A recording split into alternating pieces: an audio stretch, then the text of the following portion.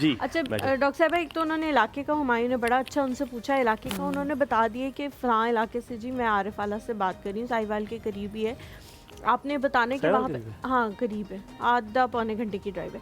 आपने बताने कि वो कह रही हैं स्पेसिफिक एक बीमारी हो रही है जल्द की, तो वो क्या कोई एलर्जी है, कोई सीजनल बीमारी है, उसको प्रिवेंट कैसे कर सकते हैं? अच्छा, उसमें ये देखें कि अगर एक एरिया में हो रही है और काफ़ी लोगों को हो रही है, एक ही घर में है, या देखिए कॉन्टैक्ट जिसको कहते हैं ना, ये भी एक, ये मैंने आपको जैसा ट्रांसमिशन का एक रूट है, हाथ लगाना, ये स्किन की जो डिजीज़ हैं यूजुअली वो इस तरह फैलती हैं कि हम हैंड वॉशिंग नहीं करते, किसी खाना पकाया या कांटेक्ट किया, या मैंने किसी से हैंड शेक किया, हाथ मिलाया, या सेम टॉवल यूज़ किया, इस तरह की बहुत सारी चीज़ें, तो ये कांटेक्ट से फैलती होंगी। बिल्कुल कोई भी जो ऐसी बीमारी है जो स्किन से चल रही है, मोस्टली ये कांटेक्ट होती है। अगर ये वायरल है, वायरल भी हो सकता है, क्योंकि वायरल कहीं भी अफेक्ट कर सकता है और स्किन भी है, और अगर ये वायरल है और बाकी सिम्टम्स नहीं है वायरल वाले, तो it's less likely viral. Viral के अपने प्रोडोम सिम्टम होते हैं, जिसमें ये नज़ला, ज़ुकाम, जिस्म में दर्द होना, नकाहत, गले में दर्द होना। स्टार्टिंग वायरल हमेशा ऐसे होता है।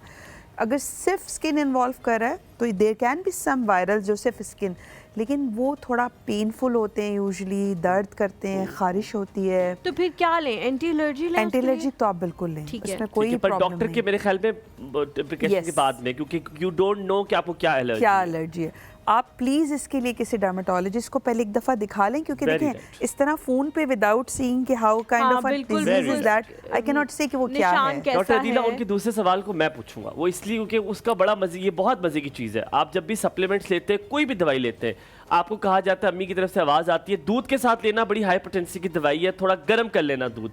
क्या ये बातें ठीक है? आज ये मुझे लगता है सब लोग पूछना चाहेंगे, पानी के साथ दवाई को खाना चाहिए, दूध से खाएंगे तो क्या वो हाइपरटेंसी की दवाई ज़्यादा जोर की नहीं लगेगी? तो ये ज़रा मुझे ज़रा इसकी, अच्छा देखिए, इसमें एक दूध बहुत बड़ी शिफा है हमारा, हमें पता है कितनी खूबसूरत नेमत अल्लाह ने हमें दी है, लेकिन कुछ इसके पीछे कुछ लॉजिक है ना, कि दूध, हम जो डॉक्टर्स एक अजीब कहते हैं कि हर दवाई दूध के साथ नहीं लें, क्योंकि मेडिसिन्स भी एक फॉर्मुलेटेड सिंथेटिक फॉर्म है, जिसमें कुछ चीज़ें ऐसी होती हैं जिसमें फॉर्मुलेशन है, और दूध में भी कैल्शियम है। तो कोई दवाई ऐसी होती है जिगर आपको नहीं पता कि उसकी फॉर्मुलेशन क्या है, तो वो कैल्शियम के साथ उसके चिलेटिंग इफेक्ट होते हैं या सप्रेसिंग इफेक्ट होते हैं। जैसा आयरन का कहा जाता है नहीं लेना चाहिए दूध क्योंकि वो उसकी एब्जॉर्प्शन को डिले करता है, मतलब वो ख़राब करता है या जल्दी करेगा ये। तो दूध इटसेल्फ इज़ अच्छी एक बहुत चीज़ है। आपने दूध पीना ही है तो आप ये क्यों करते हैं, परेशान होते हैं कि दवाई दूध के साथ लें? आप दूध, पानी के साथ दवाई लें और आधे घंटे बाद दूध का गिलास पी लें।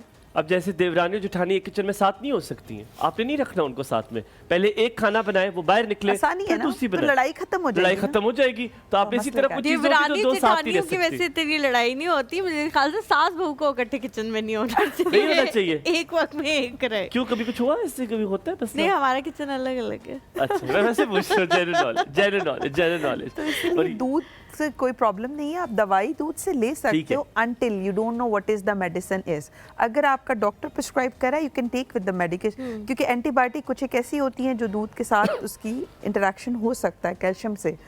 तो कुछ दवाइयाँ और सिवाय एंटीबायोटिक के कुछ और भी दवाइयाँ होती हैं, आप ब्लड प्रेशर की, और समटाइम ये भी होता है कि आप बहुत सारी एडिशनल दवाइयाँ खा रहे होते हो, पुराने मसले, शुगर है, ब्लड प्रेशर है, खुदा न खास्ता कोई हेपेटाइटिस है, पुराने मसले चलते हैं और आप एडिशन एक और दवाई ले लेते हो, ऐड कर दी उसमें, तो दवाइयों का भी तो इंटरेक्शन है ना।